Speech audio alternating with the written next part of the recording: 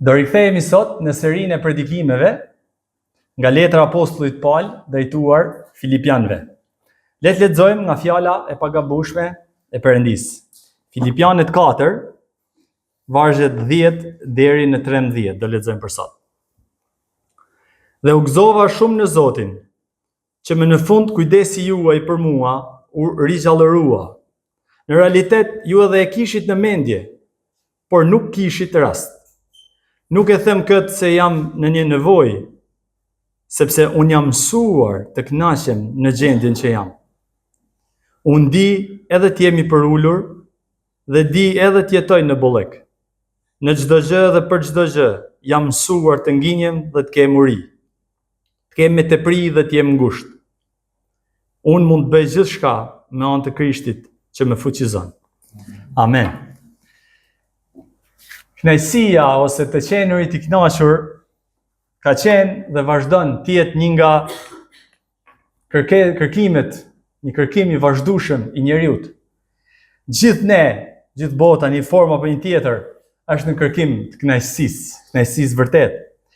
E po të pyesësh këdo prej nesh, ndoshta edhe jashtë nesh, patjetër, po ti pyesësh edhe a doni të jeni të kënaqur, gjithë do thonin po. Por në fakt pyetja më e rëndësishme, edhe që do bëjmë sot, e më e vështirë, janë pyetjet: a je i kënaqur? Jo a do doje. A je i kënaqur? A je i kënaqur tani? Dhe një pyetje tjetër e rëndësishme që vazhdon pas kësaj është: ku e gjen ti kënaqësinë tënde? Dhe po të pyesja tani direkt mendjen tonë, pra mund të na vinte natyrshëm me analizu veten, me analizu situatat ku ndodhesh, rrethanat, që pastaj ti japësh një përgjigje kësaj pyetje: a je i kënaqur? Po këtyre pyetjeve apostulli Paul, që ka shkruar pra edhe këto vargje që sapo lexuam, u përgjigjet që po, ai është i kënaqur. Ai e gjen kënaqësinë e tij, thot ato vargje, jo në rrethanat në të cilat ai ndodhet, por në Krishtin. Në Krishtin, thot tek vargu 13, ai gjen forcën të përballojë gjitha vështirësitë e jetës tij. Ai thot se jam mësuar madje. Jo vetëm që është i kënaqur, por jam mësuar të kënaqem në gjendjen që jam. E ky është mësimi, pra ai sekreti që ai donte t'u mësonte edhe kishës në Filipi, por edhe neve sot që lexojmë fjalën e tij. Pra që kënaqësia vërtet, pra donte ta mësonte cila është kënaqësia vërtet që ai ka në Krishtin. Pa dashur të zgjatem, do doja ta rikujtoja, ndoshta për ne që nuk e kemi ndjekur këtë seri, ta rikujtoja kontekstin në të cilën apostulli Paul shkruan këtë letër, pra në të cilën edhe ai ndodhet, gjithë situata e kësaj letre ndodhet. Ju e dini, e kemi thënë disa herë, që këtë letër apostulli Paul e shkruan nga burgu dhe ja shkruan kishës në Filipi. Kjo kish ishte në fakt një kish që vetë apostulli e kishte mbjell, e kishte themeluar përgjatë udhëtimeve të tij ungjillizuese, që kemi pasur edhe fatin tani tek takimi rritjes fakt tek veprat e apostujve që po studiojmë, kemi pa gjithë këtë moment. Edhe ai ndodhej në burg jo se ishte një kriminal, por sepse ai kishte predikuar ungjillin e Jezu Krishtit, pra kishte predikuar Krishtin mbret. Edhe për këtë shkak ai ishte burgos, ishte dërguar në Rom, ku atje ai ishte gjatë gjithë kohës i ruajtur me roje, pra dhe priste ditën e gjykimit. Dhe ky gjykim, kjo akuzë që ata kishin ngritur, mund ta dërgonte atë në vdekje. Në vargjet 10 deri në 19, pra konteksti më aktual, apostulli Paul ka si qëllim kryesor të shpreh mirënjohjen e tij që ka ndaj kishës në Filipi. Por në vargjet specifike, pra vargjet 10 deri në 18 që lexuam dhe do predikoj sot, tema kryesore është kënaqësia që apostulli Paul ka në Krishtin. Se si ai ka këtë kënaqësi që në fakt është mbi natyrshme, që shkon përtej rrethanave në të cilat ai ndodhet. Dhe ai vazhdon të jetë i kënaqur përtej rrethanave. Madje thot në gjendje të vazhdueshme kënaqësie. Në fakt, kjo është ajo që ne gjithë kërkojmë. Kjo është ajo që po flisja përpara, që gjithë bota në fakt kërkon këtë kënaqësi të vazhdueshme. Ndoshta kjo kohë në cilën ne jetojmë mund të jetë periudha ku njerëzit janë më pak të kënaqur se asnjëherë më parë. Kultura pak kënaqësisë duket që mbizotëron në çdo shtresë të popullsisë, nuk është ndarë në bazë të pozicioneve apo të pasurisë. Dhe fatkeqësisht, kjo kulturë shpesh herë ka hyrë edhe brenda kishës. E duhet të jemi të vetëdijshëm që kjo kulturë shkon komplet kundër mesazhit të Ungjillit Jezu Krishtit. Kundër asaj që Krishti ka përmbush. Prandaj, në një kulturë si kjo që po jetojmë, kjo pjesë, ky mesazh që apostulli Paul na kujton, është ilaçi shpirtënor kundër ankthit dhe lakmisë që në fakt e shkaktojnë pakënaqësinë që ka sot bota. Ne gjithë rrezikojmë që shpesh bie në fakt në grackën e pakënaqësisë. Ne nuk dim të kënaqemi me atë që Zoti na ka dhënë. Tundimi është shumë i madh. Edhe ndërsa po shkruaja, po mendoja për veten time, edhe isha të thonë fakt se pa fillu mirë ditën, sa zgjohem, edhe them nga vetja kjo, gjaja parë që bëjmë shkojmë tualet, shkojmë para pasyres, edhe e shofte vedje që mëngjes, për shembull, shpesh është gjithmonë jena atë që du me pa ato gjëra që s'na pëlqejnë. Nga herë them me vete, shikom kanë dalë pak 2-3 rrudha, kështu thinja më shumë. Dikush tjetër ka rrudha, dikush tjetër ka flokët ose një gjë tjetër. Pa e mora si një shembull që direkt tundimi pa fillu mirë ditën, gjithmonë është me gjetë gjëra që nuk shkojnë te ne, gjëra për mos u kënaqur. Pa filluar pastaj me pakënaqësitë më të mëdha që janë më të rëndësishme, pra që lindin nga marrëdhëniet. Marrëdhëniet e vështira me familjar, në familje, me fëmijë, pastaj në punë, pastaj shtëpia, gjëra të tjera. Nuk po them se ne nuk duhet kujdesemi për veten apo të mos merakosemi. Por ne nuk duhet lejojmë që këto shqetësime, këto miraqe na prishin, pra gëzimin që kemi folur herën tjetër, por në mënyrë të veçantë na prishin kënaqësinë e jetës në Krishtin që kemi. Nuk duhet që këto të na kthejnë në ato njerëzit e serë që vetëm rrinë ankohen e për herë, nuk kënaqen asnjëherë. E ti jesh i kënaqur nuk do të thotë gjithashtu, pra që duke u nis nga kjo që thash mund të shiko, atëherë me kënaqësh mos vënë re asnjë gjë, mos shif asnjë gjë, mos që çfarë do si të ndodh rreth teje, je në paqe, nuk do me thonë kjo në fakt. Por e kundërta, për te i rrethanave që jemi, duke i ditë këto gjëra, duke i pa dhe duke i shqyrtu, për te i gjendjes ku ndodhesh, ti jesh i kënaqur që je në Krishtin. Ti jesh i kënaqur me atë që Zoti të ka dhënë. E mos lejosh që ato rrethana në cilët ti ndodhesh të ta zbehin kënaqësinë e madhe që kemi në Krishtin, kënaqësinë e madhe që kena në veprën e tij të shpëtimit. Kënaqësia e vërtet, kënaqësia e krishterë, vëllezër motra, është një virtyt.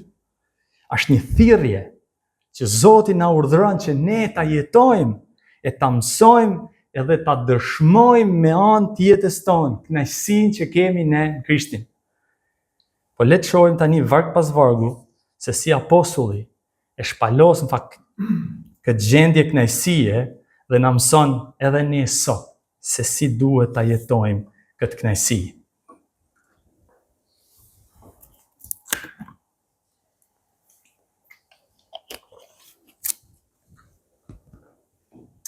Falni. Në pjesën e parë do shohim tek vargu 10. Thot: Apostulli dhe u gëzova shumë në Zotin që në fund kujdesi juaj për mua u rigjallërua. Në realitet ju edhe kishit në mendje, por nuk kishit rast. Nëse do që t'jesh i gëzuar dhe të mësosh t'jesh i kënaqur, duhet t'jesh mirënjohës.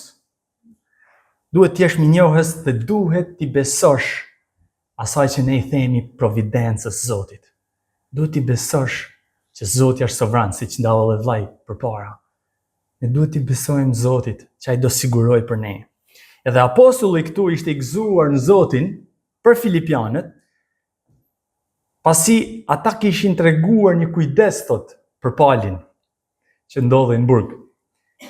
Dhe kujdesi ne ku e shohim nga vargu 18, po tulemi pak më poshtë, e shohim se ata kishin dërguar një dhuratë me anë të Epafroditit. Pra mbasi mora nga Epafroditi atë që më ishte dërguar nga ju, një parfum mirë. Ai ishte i gëzuar nga bujaria e tyre. Jo sepse kjo dhuratë specifike doje që thlironte palin nga burgu ose doja përmirësonte aq shumë jetën, por ai ishte i gëzuar shumë në Zotin, sepse kjo tregonte, kjo dhuratë, kjo përkujdesje që ata treguan ndaj tij, tregonte shumë për filipianët. Ato ishin një kishë, siç e thash, që vetë Pali e kishte themelu, i njihte, ai e dinte, prandaj Pali e dinte që bujaria e tyre që treguan ndaj Palit është një tregues i një zemre të rilindur, është një tregues i një zemre që shpëtuar në Krishtin. Siç e shkruan në letrën nga është një tregues i frymës së shenjtë, i dhurat fryt i frymës së shenjtë. Kemi pa edhe një shembull, siç e dini, shembulli i Zakeut është një shembull i tillë. Që sapo ai donte të shikon Jezusi shkon te shtëpia, dhe ai thot do ta ndaj gjysmën e pasurisë, pra bujaria e tij ishte më njëhershme dhe Jezusi thot shpëtimi ka ardhur në këtë shtëpi. Pra bujaria është një tregues i shpëtimit tyre. Prandaj Pali thot u gëzova shumë. U gëzova shumë për ju, thot, sepse kjo tregon shumë për ju. Tani unë nuk dua të ndalem shumë vetëm te ky varg, sepse vetëm po të ndalesh te ky varg ka shumë mësime që mund të marrim e mund të shohim, por ajo që shohim së pari shpejt është zemra e një bariu për kishën e tij. Shikojnë sa e ndjeshme është fakt kjo zemra e Palit ndaj kishës. Ne në fakt duhet ta çmojmë një zemër të tillë, një zemër që është ndjeshme.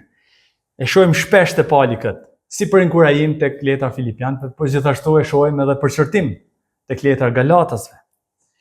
Gjithashtu te ky varg shohim edhe zemrën e një kishe që ka për bariun e tyre. Edhe pse ata ishin shumë kohë që nuk e shikonin Palin, pra kishte kohë që ai nuk ishte në mesin e tyre, ata kujdesen për te, ishte një kujdes i vazhdueshëm. Edhe kjo lloj dashamirësie, kjo lloj kujdesi në fakt duhet të jetë një frymëzim edhe për ne. Pyetja për ne sot është, a e kemi ne një zemër bujare që kujdeset për njëri tjetrin? As më tepër, a kemi një zemër që kujdeset për njëri tjetrin edhe kur nuk e kemi tjetrin përballë, edhe kur nuk e shohim shpesh? Vëllezër, motra, kënaqësia nuk mund të arrihet duke u përqendruar vetëm tek vetja. Nëse sheh vetëm veten, vetëm brenda vetes tane, do jesh gjithmonë i pakënaqur. Asnjëherë nuk do kënaqesh. Ndërsa të mendosh për tjerët, të tregosh dashuri, të tregosh ndihmë dhe mëshuri, ta ndihmon shpirtin të çlirohet nga pakënaqësia. Në pjesën e dytë vargut shohim edhe një detaj tjetër të zemrës së Palit për kishën. Ai është i kujdesshëm që kjo mirënjohje e tij të mos keq kuptohet sikur po i çorton ata, apo pra sikur ju nuk jeni kujdes shpesh, thot. Se pra për t'ju thënë se e di që ju donit, pra thot, e di, thot, në realitet edhe ju e kishit në mendje, e di që ju donit të ishi kujdesur më shumë për mua. Edhe fakti që vetëm tani keni sjellur se her pas here, është shumë e rëndësishme për mua. Nuk duhet që ju ta merrni për keq, thot. Unë e di, thot, që ju do donit, por nuk kishit rast. Gjithashtu tregon këtë butësinë e maturinë e apostullit. Për kënaqësia që Pali ka me filipianët, siç e thash, pra nuk vjen thjesht për dhuratës që ata i sollin. Vjen sepse ai shikon përtej kësaj, shikon se çfarë ka bërë Zoti në jetën e tyre. Tregon se kush janë ata në Krishtin. Por gjithashtu Pali këtu është i kënaqur, thot, në mënyrë të veçantë, thot, jam i gëzuar në Zotin, është i kënaqur nga kjo dhuratë, por nga ky kujdes i kishës tij, sepse kjo tregon shumë gjithashtu, siç tregonte shumë për kishën e Filipi, kjo tregon shumë në sytë e Palit edhe për Perëndin.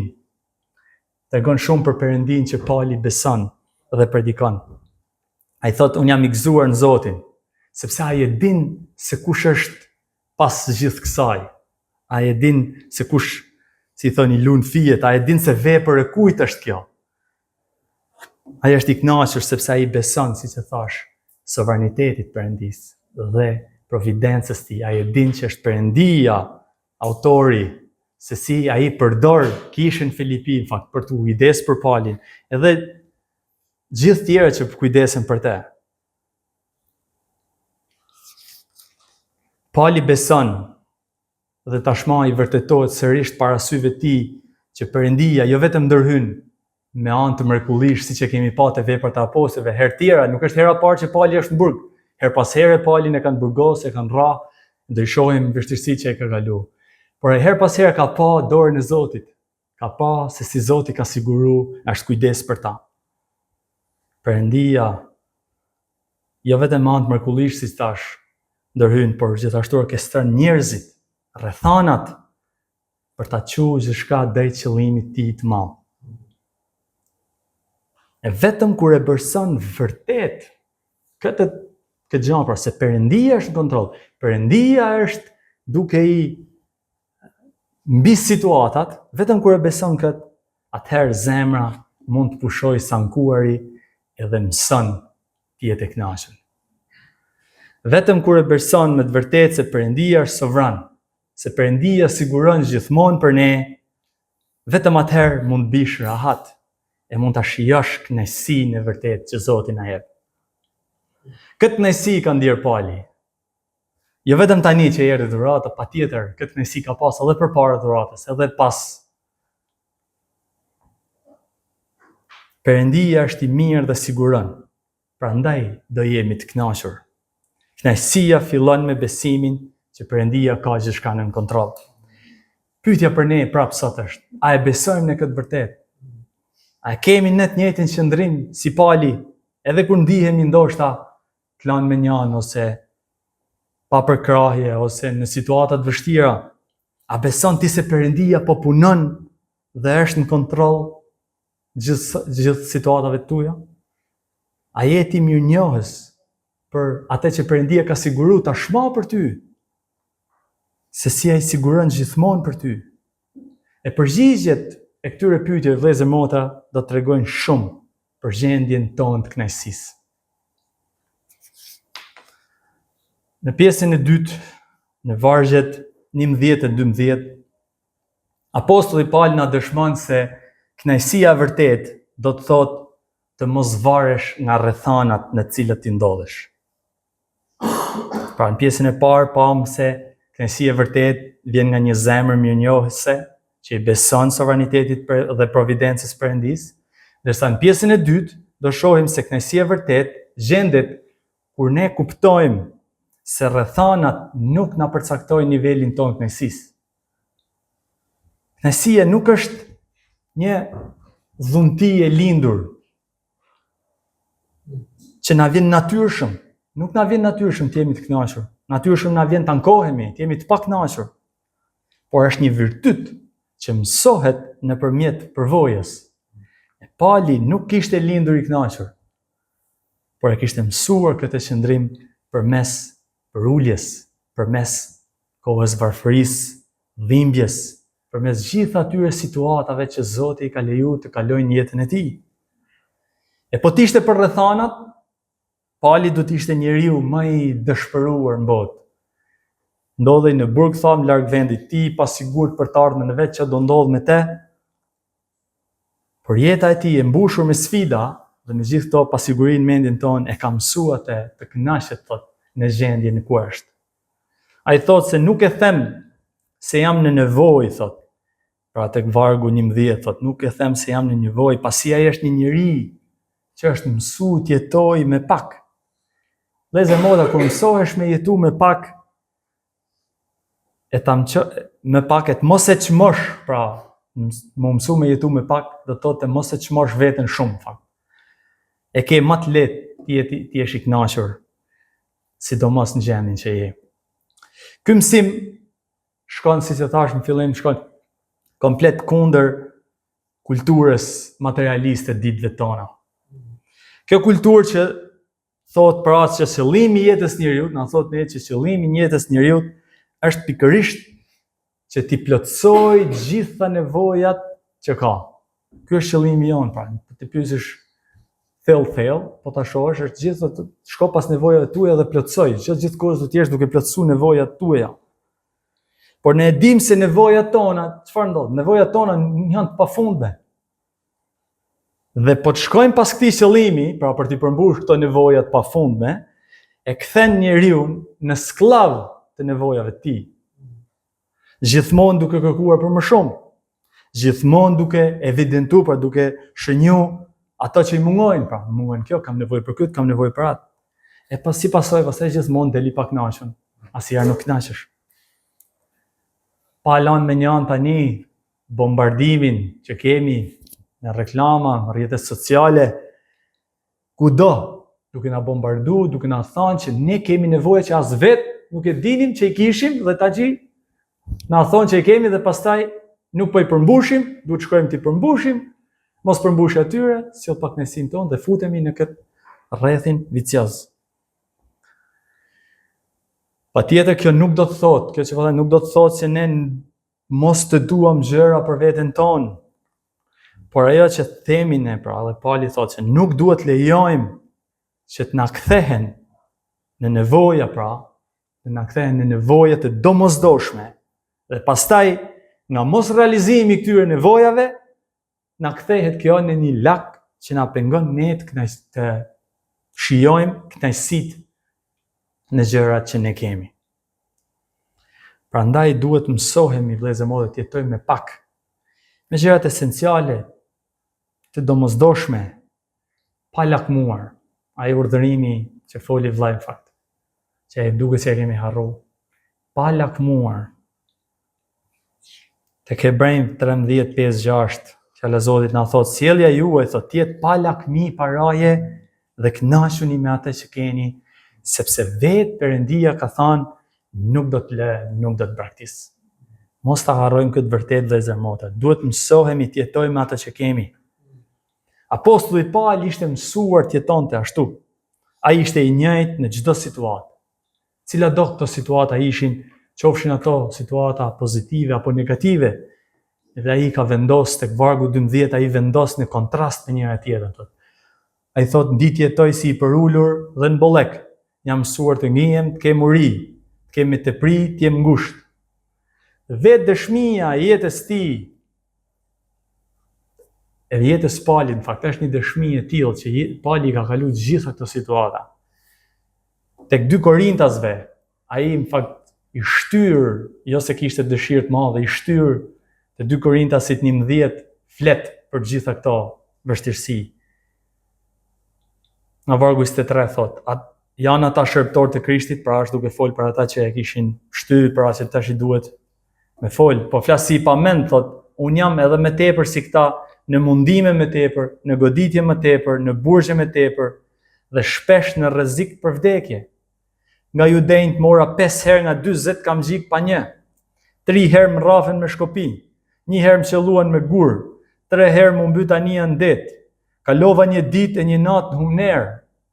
Në udhëtimet shpeshta në rreziqe lumensh, në rreziqe kusarësh, në rrezik nga ana e bashkëudhëtarëve, bashkëdhetarëve, pra nga hebrejnë, rreziqe nga ana e jo hebrejve, rreziqe në qytet, rreziqe në shkretir, rreziqe në det, rreziqe midis vëllezërve të rrem, në lodhje, në mundim, në netet pa gjumë, në uri e në etje, shpesh herë në agjerime, në të ftohtë dhe në të zhveshur. Kjo ishte jeta Palit. Plot ulje ngritje, plot me sfida, mundime, po që të gjitha këto e kishin mësuar atë, një gjë shumë të rëndësishme, e kishin mësuar të ishte i kënaqur edhe në mes gjithë këtyre situatave. Sepse ai kudo ku ishte në këto situata, ai kudo ka pa dorën e Zotit. Kishte kuptuar se gjitha këto Zoti po i përdor për ta shenjtëruar atë. Siç shkruan edhe Jakobi në letrën e tij, thot Jakobi 1:2-4. Ta konsideroni një gëzim të madh o vëllezërit e mi kur ndodheni përballë sprovash nga më të ndryshmet, duke ditur se sprova e besimit tuaj sjell qëndrueshmëri dhe qëndrueshmëria të kryej në ju një vepër të përsosur, që ju të jeni të përsosur dhe të plot pas një tmet. Ne dim më shumë fakt për kohët e vështira të apostullit Paul dhe pak ose as pak për kohët e tij të mira. Pra ku thot në bollek. Por patjetër ka pas një jetë përpara, po me siguri ka pas edhe situata edhe kur ka qenë fakt edhe ndoshta edhe me kishën Filipi. Ne dim që një nga gratë atje që e priti lidhje, pra ishte një tregtare dhe me siguri ai ka pasur mundësi ta shijoj kohën e bekuar me njëri tjetrin me kishën Filipi. Por ajo që mësojmë nga kjo është që ne jemi të thirrur, të jemi të kënaqur, jo vetëm në vështirësi, por gjithashtu edhe në bollek, edhe në ditë mira. E nganjëherë ndoshta, ka herë gjëja më vështirë më bën më kënaq gjëna në kohë të mira. Pyetja për ne sot është, a e kemi mësuar të kënaqemi kur shohim që gjërat nuk shkojnë ashtu si duam ne? Kur kalojmë vështirësi, kur kalojmë sfida? A kemi mësuar të kënaqemi ne në të gjitha rrethanat? Edhe kur nuk na realizohen planet tona, ato dëshirat tona, kur dikush na thot diçka që s'na pëlqen? E Pali kishte mësuar të kënaqej. E a dini pse kishte mësuar Pali të kënaqej? Sepse e kishte vendosur shikimin e tij, kishte vendosur shikimin e tij tek e përjetshmja, jo tek e përkohshmja. Vizioni i tij shkonte përtej kësaj bote, shkonte përtej vetes tij, nuk rrinte tu pa veten, gjanat si çam ndodhi mua, si ndodhi sot, si u ndjeva unë. Kishte kuptuar kush është qëllimi i vërtet, në fakt, shkon përtej nesh, shkon përtej kësaj bote. Ai mund ta përjetonte dhimbje, patjetër ka përjetuar zhgënjime, ai ka përjetuar vështirësi, por kënaqësia e tij nuk varej nga ajo që po i ndodhte atij. Kënaqësia e tij varej plotësisht se kush ishte ai në Krishtin dhe premtimin që ai kishte në të. Ai e dinte dhe ishte i bindur për atë që atë e priste. Siç e thotë 2 Korintasve 4:17, sepse trishtimi ynë i lehtë, që është vetëm për një moment, prodhon për ne një peshë pa mas e pa shoqe, të amshushme, pra të përjetshme lavdije. Ai e dinte këtë.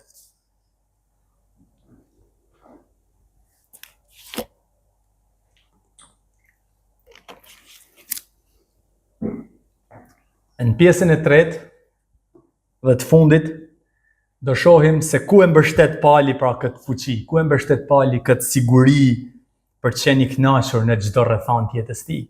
Dhe vargu 13 thotë, unë mund të bëj gjithçka me anë të Krishtit që më fuqizon.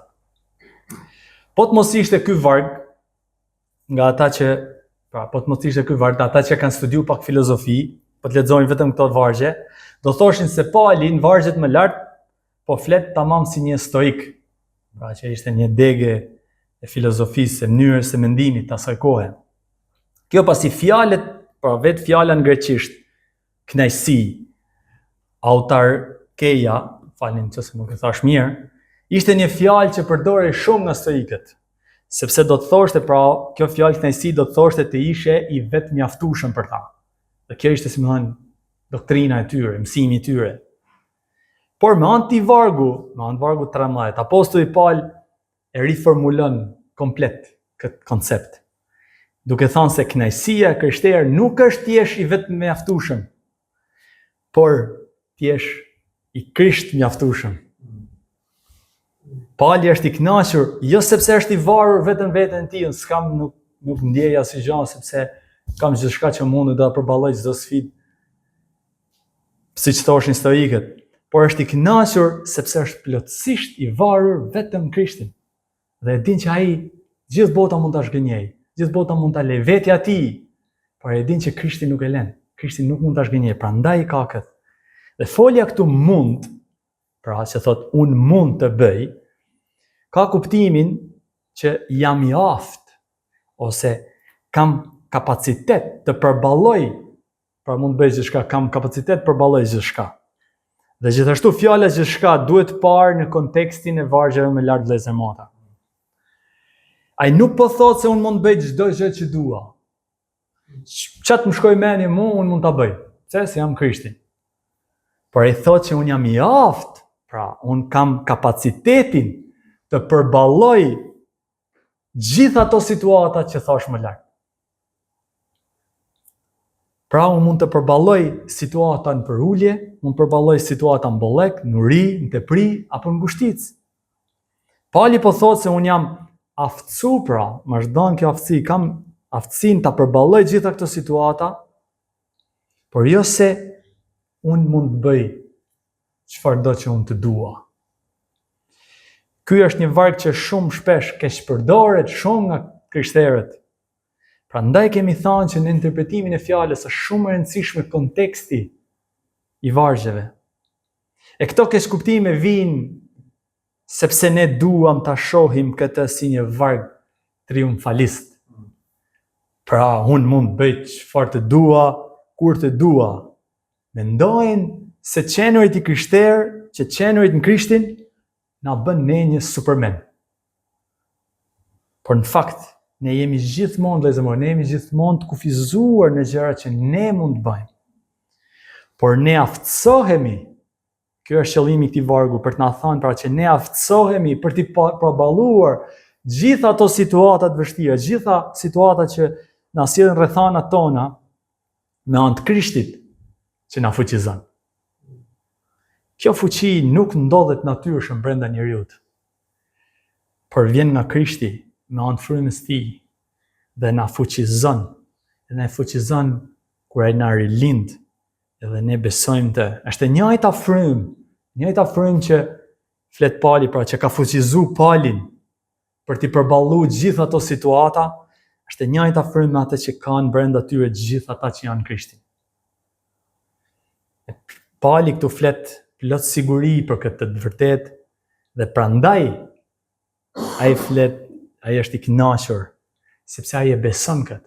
Ai e beson që Krishti e ka aftësuar atë për t'i përballuar gjitha këto situata. Ai thotë që unë mund të përballoj çdo situatë apo rrethan sepse jam i pajisur me forcën e Krishtit për ta përballuar. Dhe vëllezër motra, kjo e vërtetë që ne jemi fuqizuar, jemi forcuar me anë të Krishtit. Kjo e vërtet duhet na kënaqë zemrat e duhet na jap paqe përballë gjitha pasigurive të jetës. Të dashur, nëse akoma nuk e keni njohur Krishtin, e doni të përjetoni kënaqësinë e vërtet, dua t'ju them se kënaqësia vërtet nuk është diçka që fitohet me forcën e vullnetit tonë. Ka shumë mësime motivuese që tentojnë ta manipulojnë mendjen e njeriut, duke ju dhënë një sens të gabuar sigurie se ti mund bësh çdo gjë, është e rëndësishme është që ti vendosësh mendjen tënde, pra si thonë you set your mind to, edhe mund bësh çdo shka, s'ke nevojë për asnjë gjë, je vetë mjaftueshëm, mund të arrish çdo gjë. Apo mësime tjera në fakt, të janë më shumë perëndimore këto që thash, mësime lindore që thonë të kundërta. Ti mund bësh çdo shka kur ti e zbraz veten nga çdo gjë, duhet ta zbrazësh mendjen nga çdo gjë. Edhe ti mund bësh çdo gjë, mund të arrish ato stadet. Kënaqësia vërtet vjen vetëm nga njohja e Krishtit si Zot dhe shpëtimtar të jetës tonë. Bibla na mëson se vetëm kur ne pendohemi dhe i besojmë Atij me jetën tonë, ne mund ta përjetojmë kënaqësinë e vërtetë. Edhe kjo kënaqësi të vërtetë e cila i te kalon gjitha rrethanat tona. E nëse luhatjet e jetës e kanë lodh shpirtin tonë, duke e vendos në atë rrotullin si ai miu ai hamsteri që rrotullohet duke shkuar pas kënaqësive, pas nevojave të kësaj bote.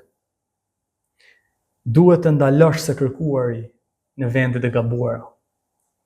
Duhet ta pranosh se je një mëkatar. Gjithë ne jemi mëkatar. Duhet ta pranosh se ti ke nevojë për një shpëtimtar nga kjo gjendje ku ti ndodhesh. Mëkati është ai që na rëndon shpirtin, duke mos e leju që ta gëzoj kënaqësinë ashtu siç Perëndia në fakt e krijoi njeriu në fillim, për qenë i kënaqur me të. Shpirti ynë nuk do gjej asnjëherë kënaqësi, asnjëherë, vetëm kur të ketë restauruar marrëdhënien e tij me Krijuesin e shpirtit. Kjo marrëdhënie është prish, Bibla na mëson se kjo marrëdhënie është prish nga mëkati jon që na ka nda nga prezenca me Perëndin. sepse ai është i shenjtë e ne nuk jena të shenjtë. As nuk mund të bëhemi të shenjtë me forcat tona. Por lajmi i mirë është se pikërisht për këtë erdhi Jezusi në botë. Ai mori një tajt njerëzore, u tundua, thot fjala e Zotit, në çdo gjë, por pa mëkat. Shkoi në kryq, mori mëkatet tona, duke marrë mbi vete dënimin ton që meritonim, vdiq dhe u ringjall ditën e tretë. Bibla na thot se kushdo që beson në të, ai do marrë shenjtërinë e Jezu Krishtit. Jezu Krishti e bëri këtë që shpirtat tanë të gjejnë kënaqësinë e vërtetë që shkon përtej rrethanave. Kjo kënaqësi është e përjetshme, sepse shpëtimi që ai ka fituar për ne është i përjetshëm. E ai një ditë do kthehet e ne do jetojmë të kënaqur me të përgjithmonë. Amen. Le të lutemi.